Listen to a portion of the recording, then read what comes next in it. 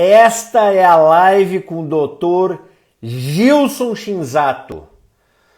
Professor Gilson Shinzato é médico fisiatra. Fisiatra é o médico especializado em reabilitação e nós vamos ter a grande oportunidade de falar com esse renomado médico que é médico da USP, da Faculdade de Medicina da Universidade de São Paulo, um médico de referência na área da fisiatria, e à medida que a gente vai aguardando, o pessoal vai entrando, o Forne, a Jéssica, muita gente entrando, vamos ver se o Dr. Gilson já vai nos achando, e assim que ele entrar eu convido ele, vamos ver se ele acha nosso caminho. O Instagram deve estar abrindo a nossa live para todo mundo que quiser participar e vai ser muito legal. Hoje o tema vai ser cervicalgia, dor na cervical, dor no pescoço, dor na nuca. É isso, essa dor aqui, né?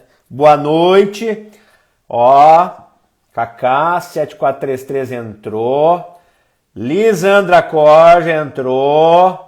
E o professor Gilson Shinzato entrou também, vamos convidá-lo. Cadê o professor Gilson Shinzato? Está. Vamos enviar uma solicitação. Aceita. Olha aí, pessoal. Tananã, conectando. Doutor Gilson Shinzato, muito obrigado, boa noite. Boa noite, doutor André. Muito Boa obrigado tarde. pelo convite. Muito É um obrigado grande por ter prazer participar. aceito o convite. Vocês sabem, né, pessoal? Eu semanalmente faço uma live com médicos de renome nacional. E aí veio o Dr. Gilson Shinzato, que é um fisiatra expoente na área da reabilitação, e eu convidei, ele gentilmente aceitou o convite para falar sobre cervicalgia, sobre dor na cervical. É isso, né, professor Gilson? Isso, doutor André. É um tema muito importante, né? Eu quero primeiro elogiar o seu canal, a Muito qualidade obrigado. das suas postagens, a qualidade das suas lives. Eu assisti as suas lives, né, com reumatologista, com um colega de onda de choque, com equipe multidisciplinar, fisioterapeuta, nutricionista, Muito psicóloga. bacana. Fantástico, tá? Tudo pelo bem do paciente, né, pela qualidade de vida do paciente. É Está isso de aí. parabéns, Muito doutor obrigado. André. E É uma grande agora, honra poder participar. para mim, a honra é minha. Nós vamos começar agora também no YouTube, no Facebook. Nós vamos abrir agora e estamos começando também no Facebook, no YouTube. Centenas de pessoas nos aguardam o Dr. Gilson Shinzato para que a gente possa falar. Ó, a Divina Gomes está sempre por aí. Você sabe, eu vou convidando e vou dando oi às pessoas que eu encontro, professor Gilson. A gente nem sempre consegue dar um oi para todo mundo, mas o pessoal vai entrando e a gente vai conversando sobre cervicalgia. Hoje eu vou retomar aqui para quem está entrando agora. Nós vamos falar sobre dor no pescoço. Tem quiropraxista nos acompanhando, tem fisioterapeuta, tem a Lelê Cruel, que é uma baita de uma bacana, é minha prima, Gilson. Então, todo mundo aqui vai se reunindo. Você fica à vontade, porque a ideia é trazer conteúdo de qualidade, mas de uma forma informal. Roseli Radaeli, Nice Bortoluzzi, todo mundo entrando. Então, o tema hoje, que eu pedi para o Dr. Gilson Shinzato, que é médico da USP, que é fisiatra, que a gente vai falar hoje sobre cervicalgia, pessoal, que é dor no pescoço. Camila Silva também está chegando aí através do YouTube. Boa noite, Camila.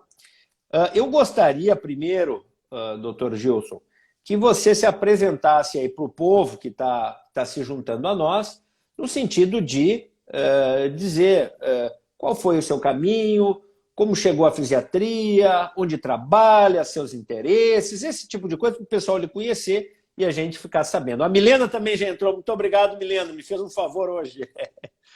Então, por favor, apresente-se, professor Gilson. Obrigado, doutor André. Bom, eu tenho 54 anos, eu sou de São José dos Campos, a 100 quilômetros aqui de São Paulo.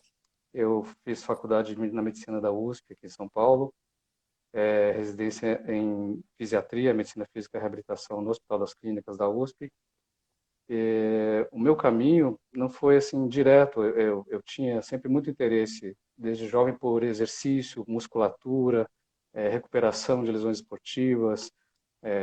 Tinha ideia de utilizar o potencial de cura que existe já no organismo, né? Nós já temos o potencial de regeneração tecidual, de exercício como terapêutica, como tratamento, né? E não sabia exatamente qual especialidade médica eu ia cursar. Meu pai é oftalmologista, tem uma família de 10 oftalmologistas, mas eu Olha, não tenho aptidão cirúrgica, não sou o cirurgião, né, que meu pai olha, talvez esperasse que eu fosse.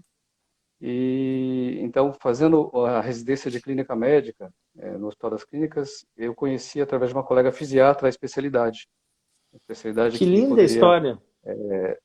levar a doutora Lin Chayeng, que é a fisiatra-chefe do grupo de dor. Agradeço muito a doutora Lin, que me levou para a fisiatria, me fez conhecer a doutora Satiko Imamura, a nossa chefe, né, da fisiatria, então.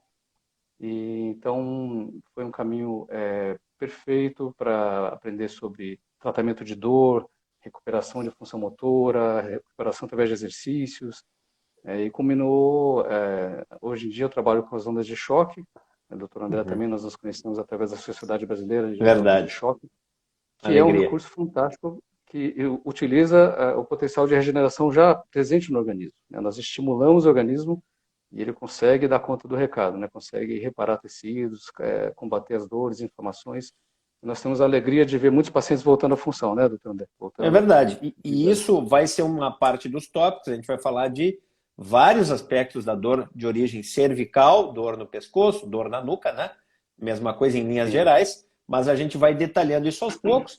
Tu tinha algum envolvimento esportivo? Por que era a tua orientação? Tu te preocupava com isso? Ou alguma coisa nesse sentido? É, sim, eu fui sempre desde criança muito estimulado a praticar esporte, pratiquei natação competitiva até 9 anos de idade, depois judô até 16 anos de idade, tênis, atletismo, na faculdade karatê, então foram várias modalidades, né, que sempre me fizeram bem, né, para a parte de saúde física, saúde mental, e me deram a experiência da capacidade do exercício como arma terapêutica, né, e a importância de nós termos, todos nós, até o final da vida, um nível de atividade física saudável, né, para poder proteger a parte cardiovascular, metabólica e a nossa parte osteoarticular, né, que é o tópico do seu canal, né? Proteção contra a muito bom. osteoartrose, É manter a verdade. musculatura em ordem. Sim, Acabou virando isso, né? Virou um canal da saúde musculoesquelética, né? Osteomuscular. Se fosse esse o nome, ninguém ia olhar para o canal, né? Canal da saúde sim, musculoesquelética. E aí a gente acabou virando o canal da artrose, que as pessoas mais prontamente se identificam, né? Com problemas articulares. E aí a gente vai dando boa noite para todo mundo. E sim. o que é importante a gente falar, então, que primeiro é uma honra, doutor Gilson é um médico muito ocupado, né? Da USP, do Hospital das Clínicas de São Paulo. E a primeira pergunta que eu tenho para o doutor Gilson é: o que é cervicalgia, professor Gilson? Ok. Então, cervicalgia seria o nome técnico da dor no pescoço, da dor no segmento do pescoço, que abrange também a conexão com o crânio, a região occipital, geralmente se expande para a região aqui das escápulas, né, a região, em direção à região do ombro. Então, uma região anatômica muito importante, muito complexa, e várias estruturas podem doer ali, desde as estruturas profundas, né, a parte de raízes nervosas, a parte discal, né, a parte da coluna, ah, mas o mais comum são as dores miofaciais, né, que é o nosso dia a dia, a contratura muscular, né, e que depois nós vamos falar, né, doutor André, existe uma sincronização desses quadros miofaciais com os quadros inflamatórios muito comuns, os quadros inflamatórios no ombro, na escápula, até na articulação Verdade. temporomandibular, né. Então é Então tudo vocês um grande conjunto. percebam que várias coisas podem doer, há várias síndromes clínicas, há vários problemas que podem doer. Nós vamos falar de alguns. E o doutor Shinzato nos disse assim: o mais comum é miofacial. Vocês sabiam disso? Já estão me colocando aqui, ó, surgimento de fissura anular e protrusão discal paracentral esquerda. Alguém está lendo a sua ressonância para botar. Isso também vai poder causar sintoma mas por estranho que pareça, não é isso que às vezes esteja causando sintoma. Às vezes é só uma demonstração de imagem, né, doutor Gilson? Sim, sim. É preciso tomar muito cuidado em determinar a causa da dor, não só pela imagem, não só pelos métodos que são muito precisos hoje em dia, diagnóstico por imagem, mas o exame clínico do paciente, as características clínicas, né, a reprodução da dor durante o movimento, durante a palpação. E nós temos o recurso das ondas de choque que permite, durante o tratamento, reproduzir o padrão de dor. Muitas vezes nós estimulamos o tecido que está provocando aquela dor e o paciente reconhece imediatamente. Essa é a minha dor. E na grande maioria das vezes não é lá no disco, não é no tecido axial, né? É no tecido periférico, que é o mais comum, mais presente no dia a dia. Né? Ou seja, às vezes não é bem no meio da coluna, mas é em toda a musculatura que se liga nos tecidos, musculatura, tendões, fáscias, né, que o povo já está começando a entender o que é. É por ali, às vezes, que a dor se irradia e não exatamente lá no disco, né? Às vezes é apenas uma imagem que é feita. Se você fizer eu tenho 46 anos, se fizer uma ressonância da minha coluna, vai dar alterado, provavelmente, né? Eu pratiquei esporte por muito tempo, nado hoje, fiz jiu-jitsu um tempo, provavelmente já tem alterações, mas não quer dizer que a dor que aconteça seja com essa causa, né? Ó, já falaram de bruxismo, se pode ter consequência na cervicalgia ou na hérnia cervical, a Eliane está perguntando ali no Facebook. Nós vamos chegar aí, pessoal, nós vamos chegar aí. E o Dr. Gilson, ele é chefe do ambulatório de ondas de choque, por isso esse assunto recorre para nós. Nós vamos falar dessa experiência dele de onda de choque, que é uma coisa bem interessante. E ó, o pessoal já está te elogiando aqui, ó. Boa noite, Dr. Gilson é excelente. Eu concordo, por isso que ele é nosso convidado hoje à noite para falar. Um abraço aos conhecidos da Dona Vera, que eu vi passar ali, da doutora Mariana Passoni, doutor Daniel Pimentel. Um abraço a todos os colegas e conhecidos, pacientes, inclusive, que estão prestigiando aqui a live excelente do doutor André. Muito bem. Sim, realmente emendando nesse assunto, né, que você está dizendo, de tomar o cuidado, então, de fazer o diagnóstico correto da etiologia da dor. Acho que todo tratamento de sucesso envolve o diagnóstico preciso da origem da dor, para que o tratamento seja bem sucedido. Não tem dúvida. Exatamente. E as estruturas musculares, as estruturas, as partes moles, a face, como o doutor André bem lembrou, estão sendo muito estudadas as faces hoje em dia.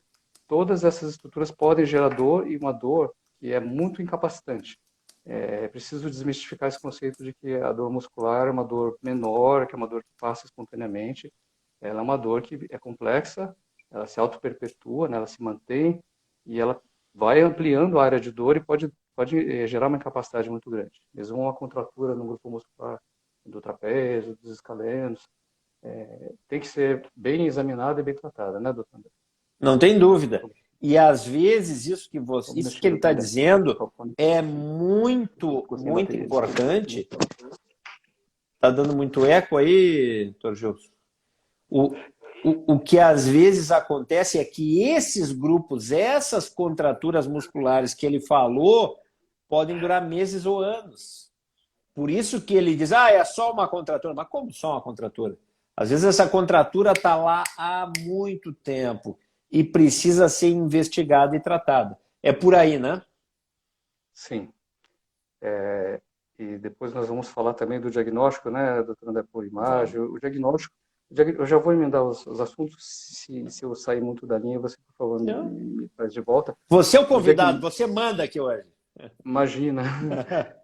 O diagnóstico da dor muscular, ou da dor miofascial, ele é basicamente por palpação, ativação muscular, alongamento, manobras de movimentos que envolvem aqueles grupos musculares, ou durante o tratamento, o agulhamento, ou a aplicação de onda de choque, porque é difícil documentar essa dor muscular em imagem, né, doutor André? Estão surgindo agora modalidades de documentação com ultrassom e vibração, né, ultrassom e diapasão, ultrassom como chama-se? Aquele ultrassom que usa a vibração igual do exame de mama, né, que o ponto gatilho, o ponto muscular, ele se mexe menos, mas é difícil de diagnóstico por imagem, é difícil na ressonância, não aparece nos métodos convencionais. A termografia, né, às vezes mostra um ponto quente. Gosto. Acho que é uma arma Na verdade, não é uma técnica tão nova assim, né? Ela tem se refinado ao longo do tempo, a ideia já é antiga, acontece pelo menos nas áreas de engenharia, a gente sabe que tem termografia há muitos anos, né?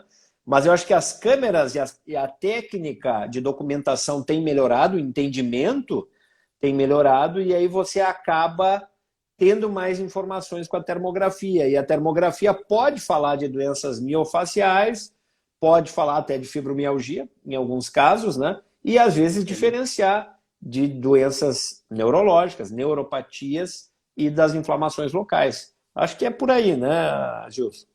Sim, sim. Mas basicamente, no dia a dia, né, de quem não tem a instrumentação, a diagnóstico é palpatório e reproduzir o sintoma. Então, o exame físico, pessoal, continua sendo essencial. Porque às vezes tem isso. Você tem uma imagem, no começo do nosso papo, alguém apareceu com uma imagem ali. Essa imagem é importante ou não é importante? Vai depender do seu médico, do fisiatra, do ortopedista ou do seu terapeuta lhe examinar e dizer, bom, o problema é aqui. Apoiado em imagens anatômicas, raio-x, tomografia, ressonância, ou às vezes em outros métodos, como a gente falou, termografia, por exemplo, elastometria, elastograma, né, que existe já na ecografia, ou a ecografia com vibração, né, através de um diapasão, por exemplo, que você encontra pontos que têm menos mobilidade. exatamente, menos mobilidade e que pode, enfim, estar relacionado a pontos de gatilho, trigger points, né? Sim. É importante que não só para cervical, que nós vamos falar melhor, né, doutor André, mas falar que a dor muscular, ela pode causar sintomas à distância. Ela pode irradiar, né, então um ponto gatilho nos escalenos, no trapézio, ou em outras áreas aqui de ombro e aí membros superiores, podem irradiar para extremidades como se fossem dormências. Parece como parestesias, como nós chamamos tecnicamente. Então, elas se confundem muito com as dores de compressões radiculares. Parece que está comprimindo uma raiz na coluna, pode ter até uma imagem de um disco ali próximo de uma raiz, mas se você palpar e localizar um ponto doloroso, que quando pressionado, quando ativado, ele reproduz aquele sintoma, aquela dormência, aquela é a origem da dor. Se tratado, vai provocar a resolução daquela parestesia, que não é uma dor de raiz nervosa propriamente. Nós chamamos de síndromes pseudo-radiculares, né, doutor André? Falsa compressão de raiz nervosa. Aí é que tá. E esse estudo e esse entendimento, pessoal, é muito importante. Porque dentro da ortopedia, né, a ortopedia é um braço da medicina, uma especialidade que ela é muito cirúrgica, no sentido de como é que nós vamos... a Eliane disse que está difícil de ouvir o doutor Gilson, só o doutor André, muito eco. Vê aí, doutor Gilson. O pessoal nos ajuda aí, né? Se não tiver bom, a gente tenta corrigir, ver se a gente consegue. Obrigado, Eliane, que nos falou. Obrigado. Agora, melhorou, Eliane? Me dá um joinha. Melhorou? Para mim aqui tá bom. Então, vamos seguindo aí, ver se tá bom. E aí, depois ela nos diz. Mas, enfim, como a gente dizia, o entendimento inicial é que se você tinha uma raiz nervosa, vocês sabem, né, pessoal, da coluna vai saindo os nervinhos que vão até a ponta do dedo e vão passar por várias estruturas. E o entendimento ortopédico é que se você tem uma hérnia de disco que comprime, vai dar uma sensação tal de dor, de informigamento, queimor, outras sensações ou perda de força, dependendo do nervo, que você vai ver isso em todo o braço, né? Tá, mas e se não for isso? É só muscular. Mas aí o doutor Gilson nos abriu todo um leque de possibilidades que são essas dores miofaciais, pseudocompressivas. Parece uma compressão e não é. E a gente tem que valorizar isso demais, pessoal, esse entendimento, esse exame, essa análise. Acho que é por aí, né, Gilson? Sim, é isso mesmo. Existem grupos musculares aqui na região do pescoço que até podem causar compressões, né? Exatamente os escalenos, até o peitoral menor, que está aqui mais para baixo, já sai da região cervical. Existem síndromes de compressão de vasos e nervos que alteram um pouco, temporariamente, sensibilidade, fluxo de sangue, mas aí são compressões mesmo musculares, que também são tratadas através do tratamento dos músculos. Né, doutor André? Ok. Bom, qual é a diferença disso para torcicolo, por exemplo? O que é o torcicolo, doutor Gilson? Ok. O torcicolo mais comum é causado por uma contratura do músculo elevador da escápula. É um músculo pequeno que sai aqui do ângulo da escápula, uma pontinha que nós temos aqui de osso da escápula, e sobe em espiral aqui para a região da nuca, né, para a região cervical alta. Uhum. E esse músculo, ele é muito sobrecarregado nas posturas modernas de celular, segurar o celular no ombro, Olha aí, o pessoal ficar no perguntou. notebook, sim, exatamente. Dormir de lado com o travesseiro baixo, a cabeça pendurada nesses músculos, no trapézio, no elevador da escápula. Então, várias situações sobrecarregam esse músculo ou provocam a tração excessiva desse músculo e ele trava, as fibras dele travam e causa o bloqueio de rotação e de inclinação lateral, que é o torcicolo. O vilão geralmente é esse elevador da escápula, Ó, o que é um elevador da músculo. escápula pode estar acometido, pode estar com problema e dá, então, essa síndrome aguda. E como é que você sai de um torcicolo? Como é que é a rotina da avaliação? Você já um pouco falou disso. E o torcicolo é aquela coisa aguda que o cara quer que suma no momento. Como é que faz para melhorar essa parte, doutor Gilson? Examinado o paciente, descartada a compressão de raiz, a parte neurológica, feito o diagnóstico de que é uma dor miofascial, palpado o músculo elevador da escápula, vários métodos são possíveis para inativar esse ponto doloroso, para relaxar esse músculo. Começa da própria mão, a digitopressão, as técnicas de inativação miofasciais, dos terapeutas manuais, do fisioterapeuta. Se é um quadro mais crônico, mais prolongado, já vai ficando mais rígido o músculo, pode demandar um agulhamento, né, uma acupuntura, um agulhamento seco. Se é mais crônico, pode demandar uma injeção de lidocaína. Nós podemos fazer a onda de choque no próprio músculo, o elevador da escápula, na origem dele ali também, né, doutor? Onde ele Sim. começa na escápula, se tiver uma inflamação, vai manter essa contratura. Então, existe uma gradação de recursos que podem ser utilizados para soltar esse músculo, mas tem que corrigir os fatores posturais e os fatores perpetuantes, senão vai voltar. Essa pessoa vai ter outros episódios e é bem incapacitante isso, né? Não consegue levantar da cama, não consegue dirigir, não consegue trabalhar. Então, um pequeno músculo pode causar tanta incapacidade, né? Muito bem. Vale a pena lembrar de que alguns medicamentos predispõem a contraturas musculares. Medicamentos de Opa. uso muito comum, as estatinas, né, os remédios redutores de colesterol, que muitos tomam, não é necessário tomar porque não conseguem baixar com dieta, tem alterações de família, genéticas. A grande maioria dos remédios para redução de colesterol, eles interferem no metabolismo muscular. Eles diminuem o nível no organismo de uma substância muito importante para os músculos, chamada coenzima Q10. Essa coenzima Q10 ela pode ser até suplementada para evitar essas contraturas. Mas os pacientes que têm essa síndrome de intolerância, eles têm fadiga precoce, câimbras e contraturas musculares mais frequentes ou mais fortes do que o normal. Então, isso Uhum. também tem que ser levado em consideração e tem que ser corrigido, né, com essa suplementação quando necessário. Ó, então, o pessoal tem que ter atenção também a outras medicações que estejam tomando, que pode predispor, então, a dores, né, na cervical ou musculares em outros locais, como aí o uso desses, simvastatina ou outras hipocolesterolemiantes orais, né? Só para citar para vocês se ligarem. À medida que a gente vai avançando aqui na live, eu vou convidar o pessoal do Instagram, vocês vão ver que tem ali embaixo um aviãozinho. Vocês cliquem no aviãozinho e convidem outras pessoas que não estejam nessa live. Eu estou fazendo isso agora. E você pode convidar até, enfim, 50 pessoas. Acho que se cada um convidar 49, tá bom, né, Gilson? Isso aí já nos ajuda a divulgar. Bom, a gente já falou, essas dores cervicais, lembrando que nós estamos falando dessas dores relacionadas à coluna. Pode ter, claro, outras origens. Pode ter a origem tireoidiana, tumores cervicais, né, o bócio, né, relacionado à tireoide. Há outras alterações de linfonodos, né, das ínguas cervicais. A gente não está falando dessa parte, a gente está falando do pescoço, da nuca, que é aquela dor associada à parte musculoesquelética, né? Então, que isso fique claro, né? Bom, além disso, que outras causas a gente gostaria de falar? A gente estava falando dessas causas de origem mecânica, né? Por exemplo, você tem um disco ou uma faceta, né? Que são as juntinhas de trás que estão com problema e podem dar essa dor, né?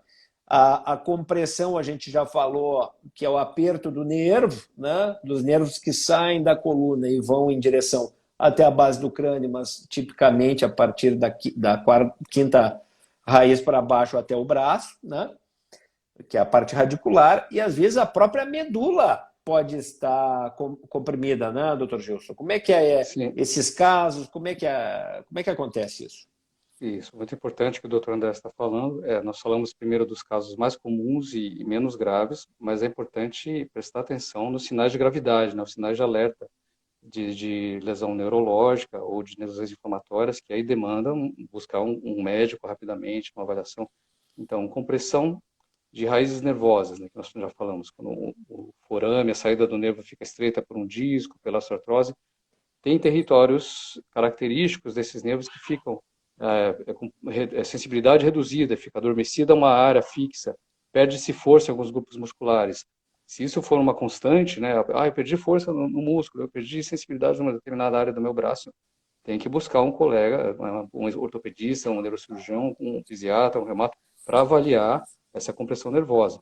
E tem que medir Exatamente como isso. ser tomadas, né?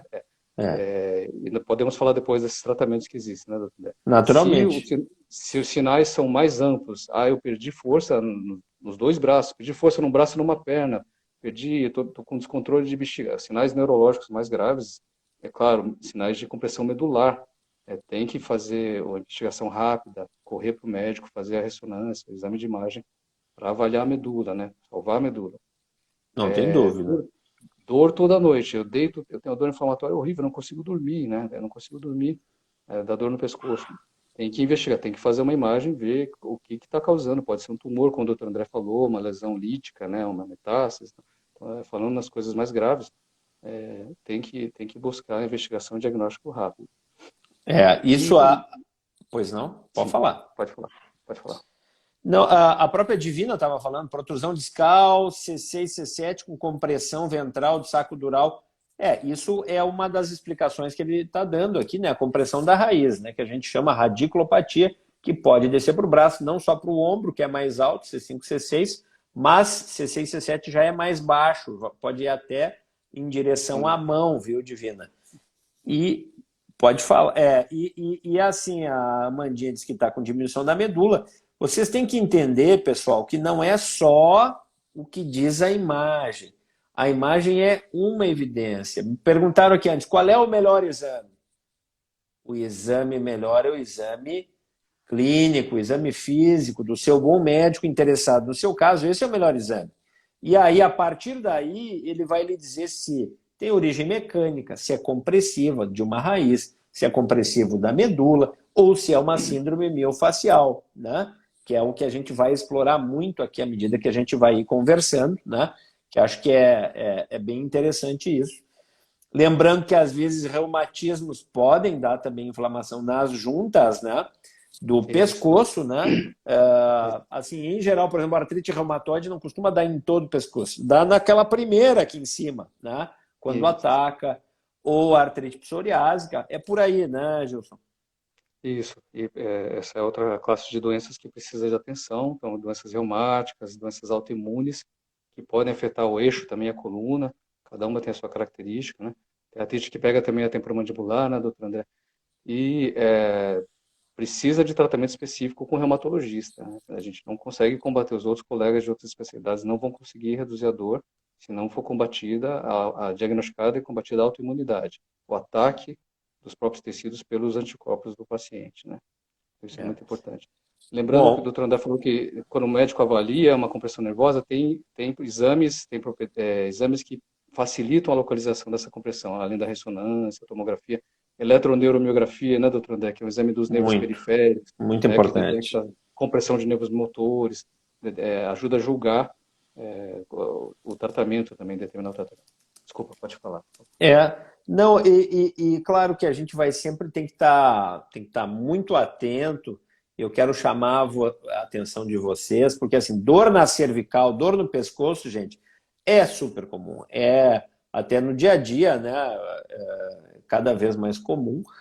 E eu gostaria de chamar a atenção quais são os sinais de alerta para problemas na cervical, na coluna, quando é que a pessoa tem que se preocupar que seja algo mais grave ou bem mais grave, doutor Gilson? A gente já falou, né, da parte neurológica, mas e o que mais? É, nós falamos da parte de perda motora, perda sensitiva, e falamos também da inflamação, sinais inflamatórios noturnos, né? Então, a dor noturna recorrente, né, que indica Que a inflamação. pessoa... Isso. E assim, que a pessoa é acordada à noite por causa da dor. Isso é um sinal muito importante. Febre, por exemplo. São sinais. Febre persistente relacionada. Claro que a gente está na época de Covid, né? E as pessoas, febre, claro, todo mundo se preocupa muito, mas febre relacionada a essa dor ou despertar noturno. Acorda, não acorda e viu que está com dor, não, acorda por causa da dor. Isso é um sinal de risco muito importante. E as pessoas que têm um histórico oncológico, de ter tido câncer em algum lugar, a avaliação já é outra, pessoal. Já tem que fazer exames de imagem mais detalhados, tem que olhar com mais atenção, seja com tomografia, com ressonância ou com cintilografia algumas vezes, né, Gilson? Sim, claro, exatamente. O que mais importante a gente falar também, doutor André? Olha, tem muita coisa aqui. Tipicamente, como é que como é que é a sua avaliação em termos de exames? O que você costuma pedir em termos de exames de imagem ou eletromiografia? Você pede sempre? Como é que é a avaliação típica para quem vai lhe procurar, doutor Gilson? Não, exame de imagem peço sempre assim, ressonância, o raio-x simples e ressonância quando tem a suspeita de compressão radicular ou de alguma imagem, alguma informação mais complexa. Eletroneuromografia, doutor, eu sou eletroneuromografista, eu trabalhei 18 anos com eletroneuromografia. Mas então tá em casa, um bom exame físico muitas vezes descarta a necessidade de eletroneuromografia. E principalmente se a gente descarta as síndromes pseudo-radiculares, essas que parecem compressão de raiz, mas a gente no exame físico detecta que não são. Mas se tiver suspeita de compressão radicular, tem que fazer a eletroneuromografia sim, né? Mas é basicamente isso, doutor André.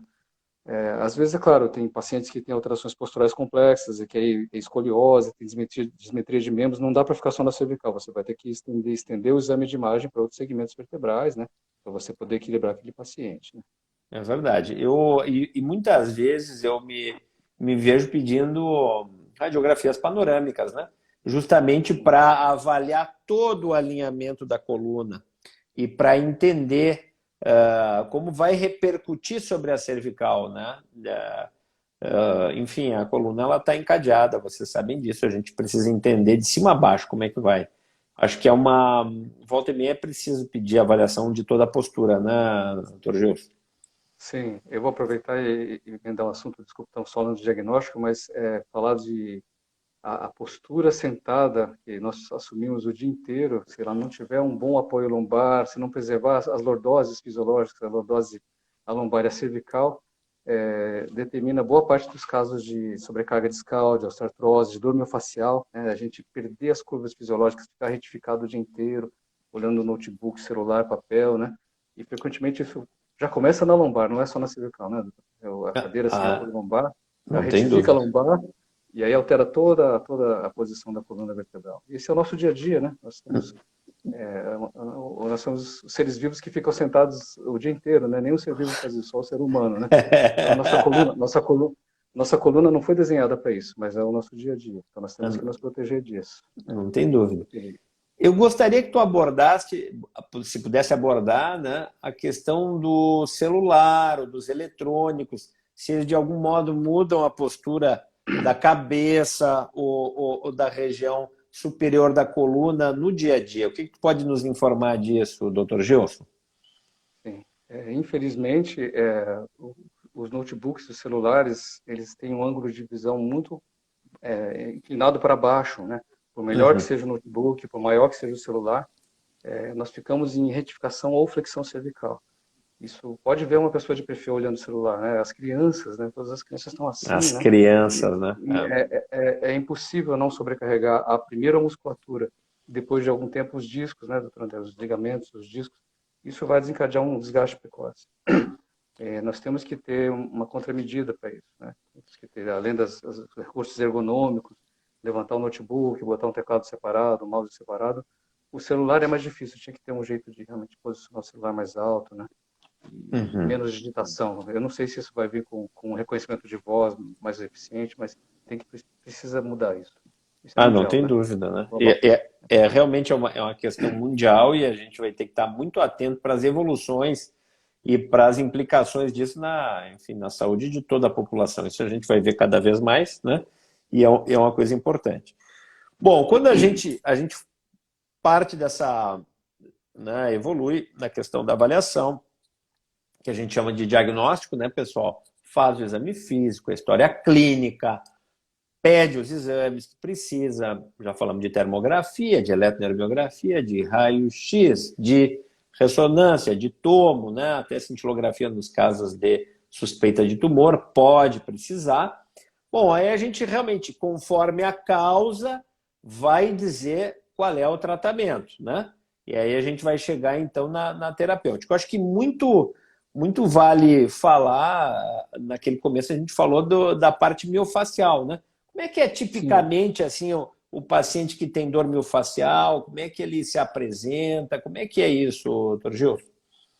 é importante que todos saibam que a dor miofascial cervical ela não vem isolada, né? Ela pode vir como torcicolo, como nós já falamos, mas as dores mais frequentes elas vêm acompanhadas de outros sintomas muito comuns, como Ó, a cefaleia, né, cefaleia. associada isso aos pontos gatilho, aos pontos musculares cervicais ou occipitais. Muitos pacientes têm náuseas, muitos Ó, pacientes têm tontura, que é uma síndrome pseudovertiginosa, uma pseudolabirintite, e um percentual tontura, menor, viu? Ó, isso, um percentual menor tem o tinnitus, é que é o zumbido de ouvido, né? O zumbido, muitos colegas otorrinos fazem avaliação extensa, autoneurológica, o paciente não tem nada e tem aquele tinnitus, às vezes inativando um ponto gatilho muscular ali no esternocleidomastoideu, no músculo aqui diagonal, ou nos occipitais, some esse zumbido. Então, 4 sintomas muito frequentes associados à cervicalgia: cefaleia, náuseas, tonturas e tinnitus ou zumbido no ouvido. Tá? olha só. Isso, Fantástico. isso Olha, acaba, sim, não, pode falar. e eu acho muito interessante isso que foi dito, porque eu teve 2 ou 3 pacientes que, agora, no passado recente, que melhoraram o zumbido depois de uma sessão de terapia por ondas de choque. Isso. Inclusive, fiquei até com vergonha, resolvi não divulgar isso, porque daqui a pouco vão me procurar para tratar zumbido. Mas Isso. houve uma melhora tão grande, a pessoa voltou, né? Enfim, tinha dor na cervical, mas o que incomodava era o zumbido. Aí eu fiz para tratar dor cervical, melhorou o zumbido. Tu acha que isso é possível mesmo e acontece, Gilson? É possível, sim. É possível e confirma muito quando como acontece isso que você fez, trata isso sobre o zumbido. E às vezes durante o tratamento de ondas de choque ou os outros tratamentos de estimulação, reproduz o sintoma durante o tratamento, né? É muito comum Uhum. você estar tratando um ponto cervical, o paciente fala, eu estou sentindo dor de cabeça, doutor, aquela dor que me incomoda está aparecendo agora, o senhor está mexendo nesse ponto, então isso já faz um diagnóstico, né? E a dor, aí tratou o ponto, a dor de cabeça melhorou, né? Então, esses pontos cervicais têm muita manifestação na cabeça, na parte cefálica, né? Olha, quem está aqui presente tem a chance de ter essa aula magnífica, de ver que tem sintomas associados. E uma vez durante um curso, tu nos explicou também, né, doutor Gilson, que muitas vezes você trata a parte da A- ATM, a a- articulação temporomandibular, para que haja alívio também. Como é que é esse recurso que você usa? Como é o teu entendimento sobre isso também, se tem relação com a dor cervical ou não? Como é que é? ok. Existe já um consenso, né, nos profissionais que tratam a articulação temporomandibular, né, os dentistas, os bucomaxílicos, os fisioterapeutas, que ela tem interferência na postura cervical e na dor cervical.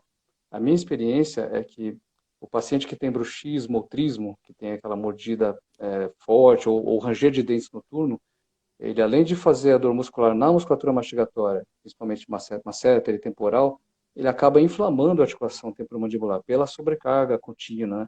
Quando nós vamos com o aparelho de onda de choque, o delicado, né, o aparelho focal, que tem uma energia bem baixinha, dá para aplicar aqui na frente do ouvido, e rastreamos a região, tem inflamação aqui muito frequente nesses pacientes com bruxismo e utismo. Quando se trata essa articulação, se desfaz esse circuito aqui de contratura miofascial e também relaxa a musculatura cervical, a musculatura occipital, perdão. A musculatura occipital, ela tem uma sincronização com a musculatura mastigatória, ocorre uma retificação, uma anteriorização dessa musculatura quando tem essa disfunção de temporomandibular. Então, se for possível, avaliar a articulação temporomandibular, tratar em todos os pacientes com cervicalgia crônica, seria o ideal. Olha aí, ó. Olha a pérola que vocês acabaram aprendendo. Outra pérola hoje. Então é por isso que tem um desgaste na articulação? Não sei dizer, né? Que pergunta aí se Luizon, talvez, mas é que depende da avaliação com o seu médico e também com o dentista, que a gente está falando da temporomandibular. E me perguntaram aqui durante o dia algumas coisas, acho que a gente já pode desenrolar, né? Que a pessoa disse assim, olha, o Leandro disse assim, não sinto dor, mas sempre sinto estralar a cervical. Isso é normal? Qual é a tua impressão, Dr. Gilson? O estralar, a crepitação, né, o barulho de areia, geralmente já indica algum desgaste das interapofisárias, das cartilagens das pequenas articulações posteriores. E geralmente é a pessoa que já tem alteração postural, que já tem essa retificação que nós falamos, né, muito retificado, perdeu a curva cervical, vai sobrecarregando aquelas articulações, aqueles ligamentos. E frequentemente a pessoa ouve esse ruído, esse atrito, né? Ou em quem teve um trauma, né, doutor? Teve um chicote cervical, acidente de carro, algum traumatismo, também pode ter essa agressão das cartilagens dos ligamentos. O barulho, às vezes, até se reduz um pouco com alguns tratamentos posturais, alongamento, mas geralmente ele não desaparece. Mas se não tiver dor, não tiver limitação, ele não é tão preocupante, né? Dá para conviver com esse barulho. Mas já indica uma sobrecarga e um desgaste, né? Essa é a minha impressão. Isso já responde também a outra que me perguntaram aqui, Adriana. Quando movimento, meu pescoço faz um barulho tipo areia. Seria artrose? Tem alguma relação, né? A gente não tem uma relação linear, mas pode já indicar algum desgaste, né? Me perguntaram antes no joelho, enfim. E aí, enfim, pode ter relação com isso, né? Bom, além disso, que mais eu vou lhe perguntar? Poxa, eu tinha várias perguntas. Meu pai de 81 anos tem dificuldade de movimentar o pescoço para trás e lados. Difícil até de beber água. Então ele já está com bastante dificuldade. O que pode ser isso? O que tipicamente, como é que é essa evolução, doutor Gilson? Nessa faixa de idade, provavelmente é a artrose cervical mesmo, né, doutor André? Já é o desgaste das cartilagens, das hipofisárias, redução do espaço do disco, é uma certa rigidez na própria coluna. Existem outras causas para rigidez, né? Se fizer um tratamento da parte muscular e melhorar, aí não é totalmente artrose, tem um componente muscular na rigidez, encurtamento, retrações musculares também.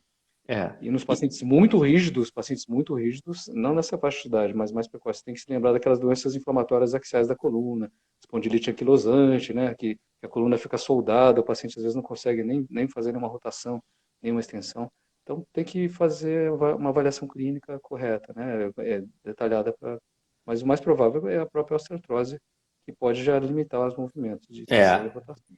E nessa faixa etária, é bom lembrar duas coisas. A primeira, que às vezes é o que se chama de estenose, né? Que pode acontecer na cervical. Então, a coluna vai ficando tão rígida, tão dura, vai enchendo tanto de bico, que vai impedindo a passagem dos nervos e também vai trancando a medula, que lá em cima na cervical é muito justinha do osso, no canal onde passa.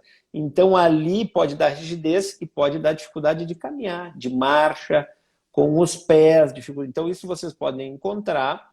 E a segunda coisa importante, as quedas nessa idade são um problema, porque a coluna está toda dura e lá em cima ainda tem movimento. Cai, quebra o topo lá, da onde roda a coluna, que é uma parte da segunda vértebra, que se chama de axis, ali pode quebrar ali em pacientes de idade. Então, isso tem que ter muito cuidado em pacientes que têm essa coluna tão dura, né, nessa idade. Ó. O doutor von Müller, com quem eu fiz uma live sobre reumatismo, está assistindo aqui, doutor Gilson Shinzato. É Quero mandar um abraço.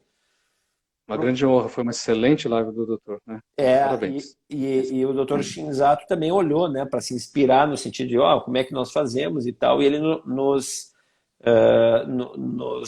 né, olhou a live e também nos prestigiou.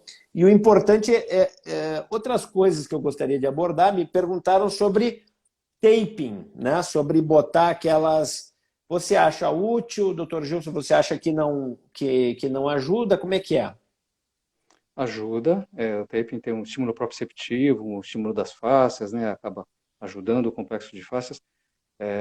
Mas lembrando sempre de que qualquer recurso desse, de suporte, né, de analgesia, de recurso estímulo proprioceptivo, precisa ser complementado com exercício, com cinesioterapia. A cura final, sempre exercício bem feito, né? Então, todos os recursos que nós usamos têm que convergir para um exercício bem direcionado, né? Essa é a cura final, sempre. Então, Parabéns a todos os profissionais. vocês ouviram, e o canal da artrose, quem não sabe o que é o canal da artrose, eu vou aproveitar e vou divulgar. É um canal que eu fiz no YouTube em que aparece o Dr. von Müller, que aparece o Dr. Gilson Shinzato e vários outros profissionais que a gente fala sobre saúde musculoesquelética, sobre essa patologia, essa doença que é o desgaste articular. E o que o Dr. Gilson falou é crítico, que, na verdade, a cura final é o exercício, é o alongamento, é o trabalho muscular. É por aí, né, Dr. Gilson? Sim, sim. E também, hoje em dia, a tônica muito forte é reverter a sarcopenia, a perda muscular que temos, não só nos idosos, né?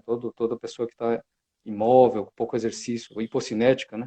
Tem uma perda muscular que desprotege a coluna e as articulações, né, doutor André? É verdade. A gente eu fiz um vídeo que eu deixei lá no canal que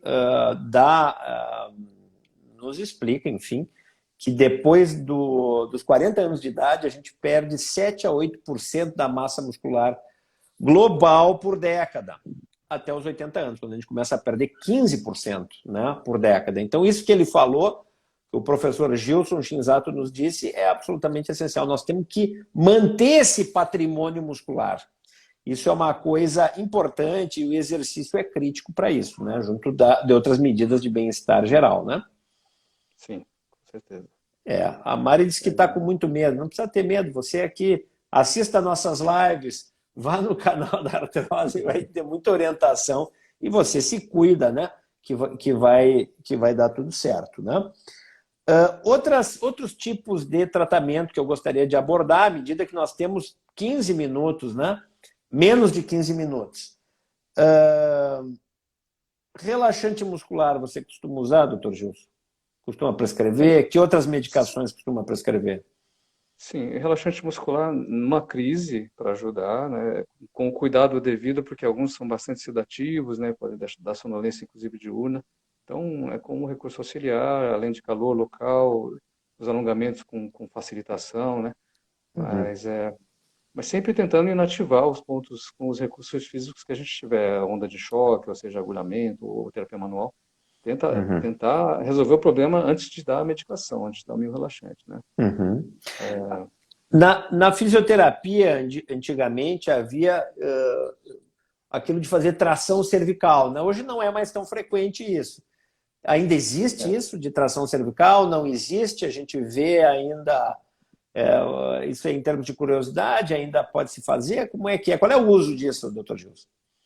Existe sim uma utilidade usada com bastante cuidado. As trações cervicais antigas eram mais vigorosas, né? Tinha cabos, tratores, tinha mesas tratoras para lombar, mas recentemente ficou restrita a tração manual do terapeuta e algumas trações com pesos reduzidos de água, ou o próprio paciente ajudando a tração manual, alivia o espasmo cervical, descomprime um pouco os forames, mas tem que ser usado com cuidado, não é para ser usado em paciente com quadro radicular, um quadro neurológico muito grave, né? Isso é só para quadros leves, como um auxílio.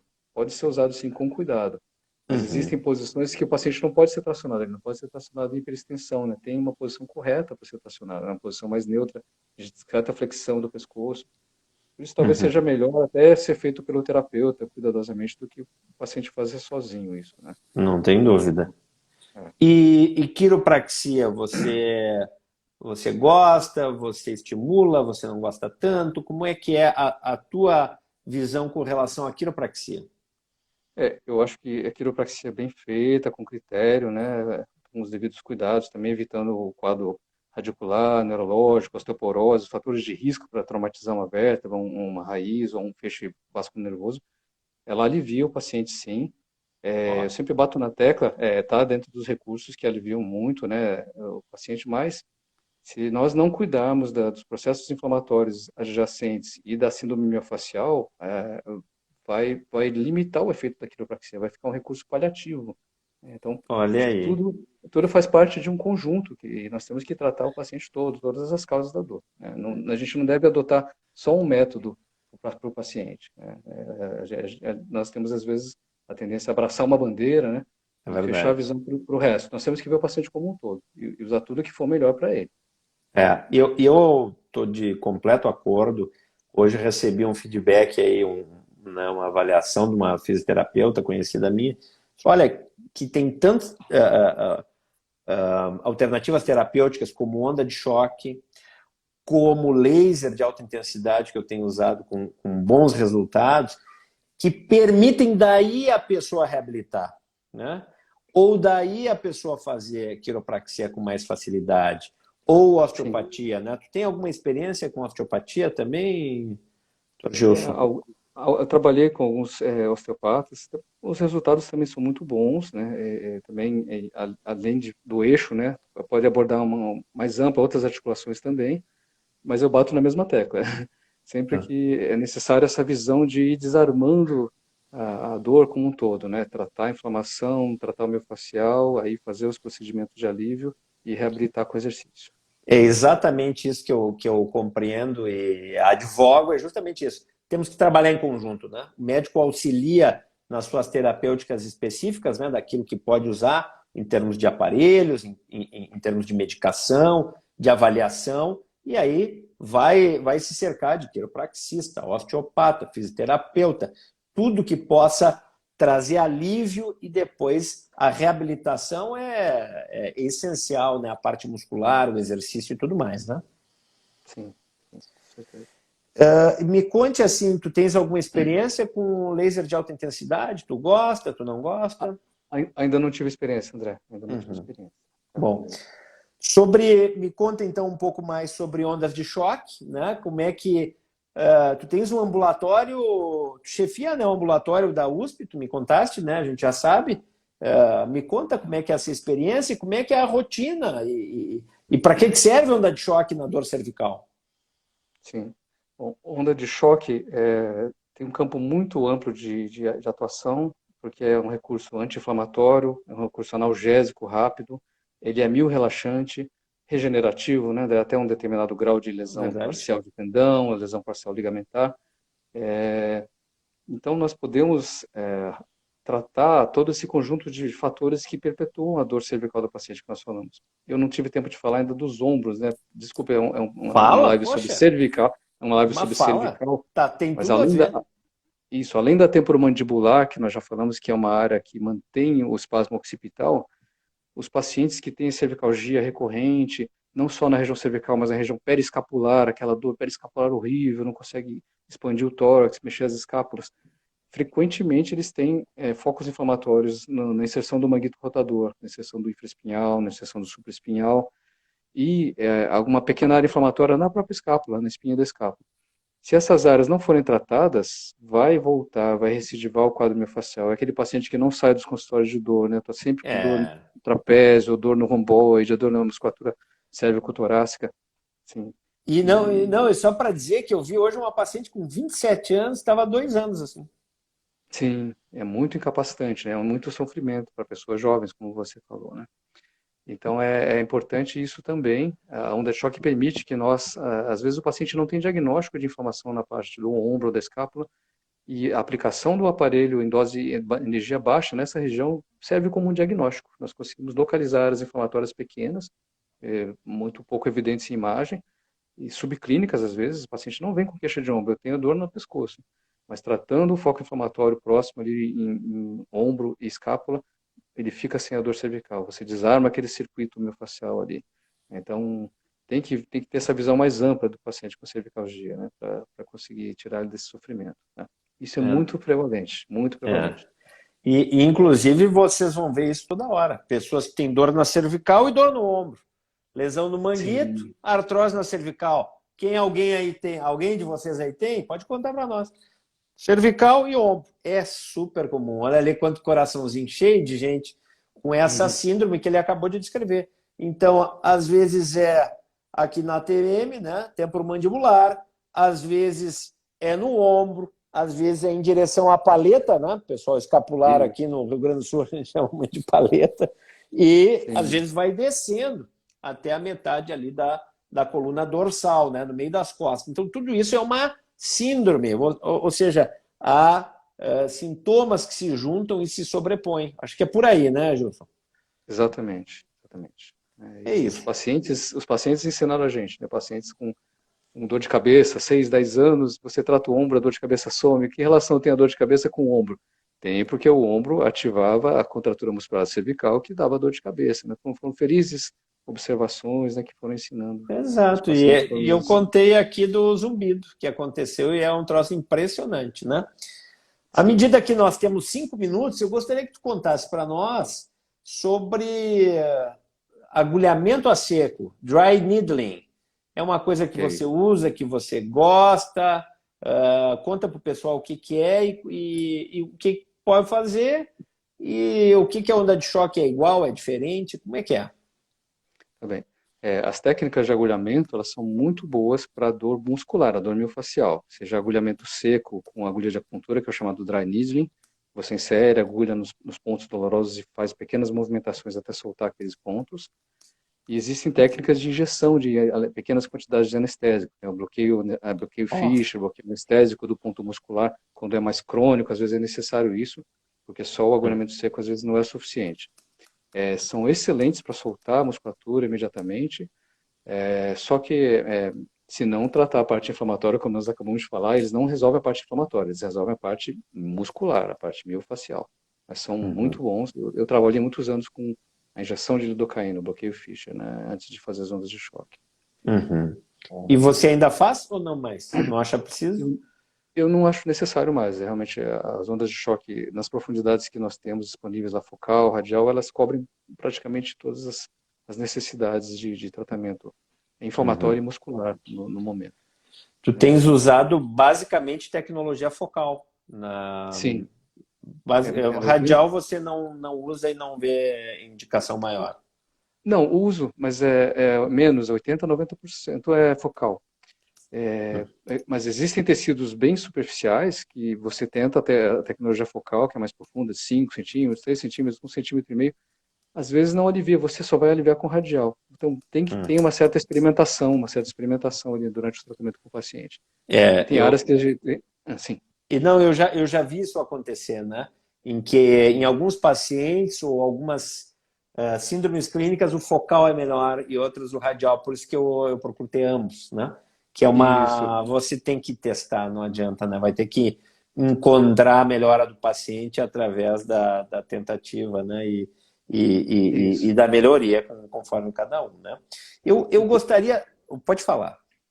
Tem um último testemunho, eu sei que a gente está sem tempo, né? Tem a face ainda, a última camada entre músculo e pele, que é muito dolorosa, dá muita disfunção, está sendo muito estudada, e às vezes não pega com nenhum desses aplicadores. Às vezes a terapia manual, ou um massageador, ou o aplicador radial menorzinho, que pega a face. E a face é muito importante também, tá? No tratamento da dor cervical e de todas as dores. Muito importante, vocês ouviram, enfim, conhecimentos preciosos. Eu gostaria claro, a gente poderia ficar aqui 3 horas, sem dúvida, o assunto é magnífico, muito instigante, mas eu gostaria que tu dissesse assim, dicas para as pessoas que sofrem cotidianamente, todos os dias com esse problema. Pode passar algumas dicas para nós? Nós temos 2 minutos, professor Gil. Bom, dicas gerais de postura nós acabamos de falar, se proteger do mal que é viver sentado, né, das alterações ergonômicas de notebook, celular, tentar ajustar os ângulos de visão para cima, perdão, perdão, ficar bem sentado Uhum. e não apoiar bem as curvas lombares e cervicais, Qualidade de sono, não falamos, né, André? Está relacionado também com bruxismo, com trismo. Quem não dorme bem não vai ficar sem dor. É Então, verdade. é preciso combater os fatores que prejudicam a qualidade de sono. Não só o bruxismo, mas a apneia do sono, síndrome de pernas inquietas, a higiene do sono em geral. A pessoa que dorme bem está mais protegida de qualquer dor, da dor miofascial, não só da dor, mas do distúrbio de humor, da perda de memória. Precisa dormir bem, para a base da saúde, né? Não tem E dúvida. mais? Exercício regular, adequado para a sua condição física, evolução lenta e progressiva, não exagerar em exercícios. Agora, na pandemia, nós estamos tentando, né, manter a atividade física nessa situação difícil. Algumas pessoas tentaram exagerar um pouco, até ter um pouco de descarga, de estresse no exercício, e se machucaram na pandemia. Ouve o corpo. A gente tem que ouvir o Ouve o nosso corpo. corpo. O nosso corpo diz quando dá para fazer e quando não dá, né? A gente tem que ouvir os Ouça sinais o corpo. de excesso, seria Esse recado. Eu peço que vou te oferecer aqui para fazer a despedida e depois, se der tempo, eu me despeço também. Sim. Olha, eu agradeço muito. Foi uma felicidade muito grande participar, doutor André. Agradeço muito o convite. Agradeço a todos que estão ouvindo, pela atenção, por prestigiar esse canal tão importante do doutor André. E eu espero que a gente tenha ajudado com algumas informações para proteger vocês da dor, das incapacidades da dor cervical, né? E nós estamos sempre à disposição, né, doutor, para divulgar o que nós sabemos que possa ajudar. Eu agradeço a ti muito, doutor Gilson, eu sei o quão ocupado tu és, e a tua qualidade técnica, que é fantástica, a disponibilidade de vir aqui repartir o teu imenso conhecimento conosco e a gentileza que sempre teve comigo. Agradeço demais. Muito obrigado por ter estado aqui conosco. Eu vou deixar isso registrado aqui no canal da Artrose, né, que é lá no YouTube. Se você não está no canal da Artrose, esteja. É o conteúdo sempre ético, sempre com os melhores profissionais. A gente procura sempre fazer o melhor. É de graça e é para sempre estar lá. É por aí, né, doutor Gilson? Parabéns, viu, doutor André? Parabéns. Muito obrigado. Estou à sua disposição e de todo mundo que precisar de nós, tá? Uma boa noite a todos e muito obrigado. Boa noite. Obrigado.